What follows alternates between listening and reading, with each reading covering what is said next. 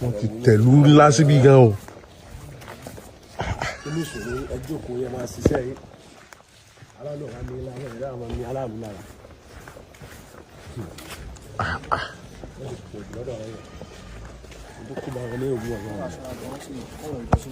Yes. Wọ́n fi lè fi jẹ́ ká sáré dáṣẹ̀ sí wọn. Ilé gan di báàgì lọ́wọ́ ni.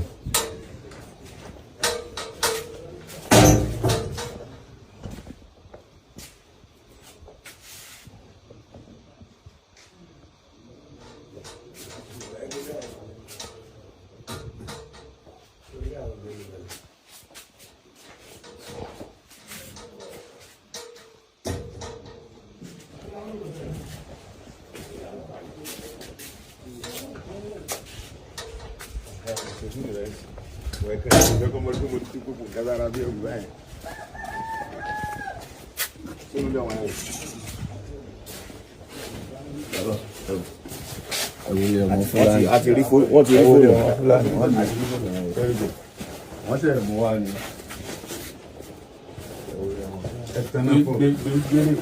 Máa gbé ilé jáde ẹ̀kọ́.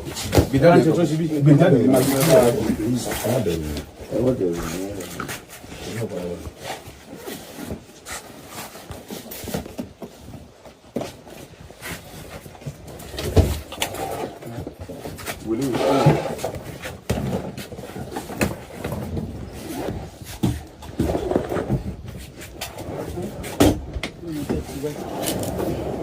Wọ́n bá gbé dáadáa ọ̀dọ́ kù.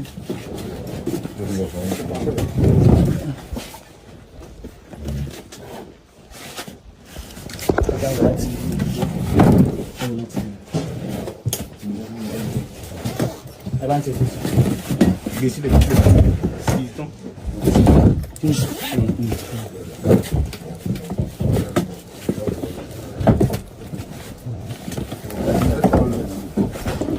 tú eléyìí náà.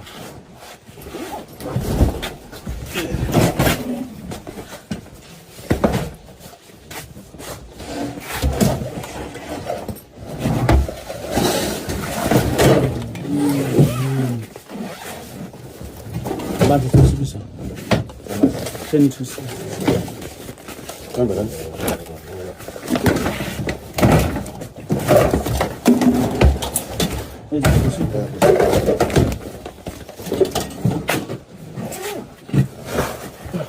bá ti jẹ́ kó sì ń kẹ́ fún àwọn padà. Àbí? Àwọn ọmọ kéékèèké yẹn wọ́n burú gan. Wọ́n ò ṣe trust. Eléyìí ọmọ yìí tó bá ti fẹ́ bá orúkọ wa jẹ́ lókun. Ilé wa gbogbo àwọn àní èyí tí mo sì gábàá kò sí ilé wa. Tí ilé bá fẹ́ bá orúkọ ilé wa jẹ́ lókun. Ṣùgbọ́n ẹ jẹ́ ká sọ́mọ kan ní ìsìn ọ̀wà ló ń ṣe. Ẹ jẹ́ ká wọ́n sọ pé ṣé wọ́n máa gbé inú rẹ̀ ló mọ̀. Má sọ pé àwọn ọmọ táwọn ṣe àwọn èèyàn ṣe pọ̀.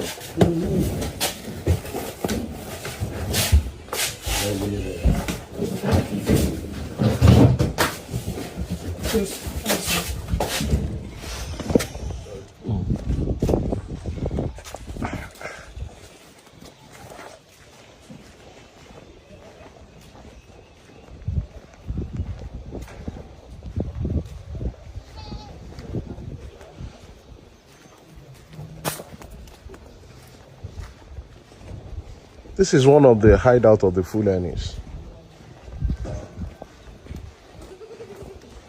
Almost 30-minute drive to the main road.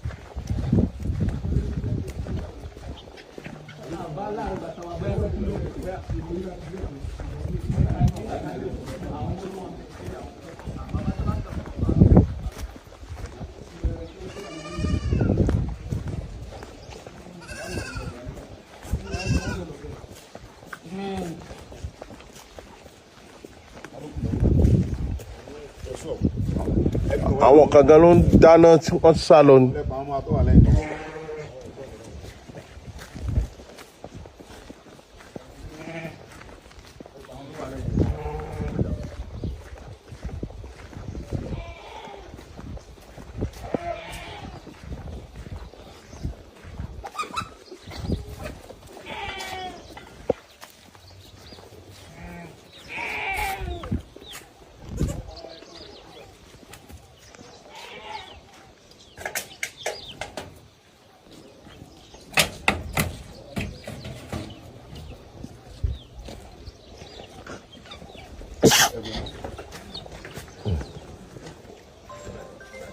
wọ́n kàn ń ṣayé ló ń bì í.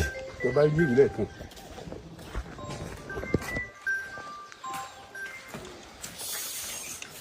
àwọn àgbà mi ni wọ́n dẹ̀ dá lulẹ̀ onírú ẹ̀ lọ wọ́n kàn dẹ̀ ń yọ ọlẹ̀ lọ.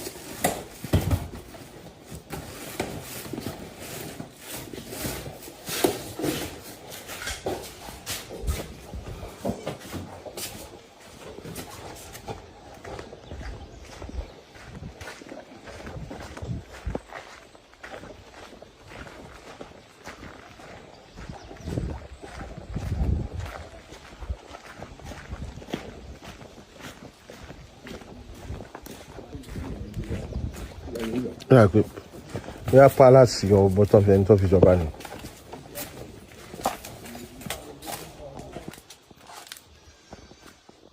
wọ́n ń jẹun lọ́wọ́ gan ni. èrò tó wà ń bíbá ilé ẹ̀sìn.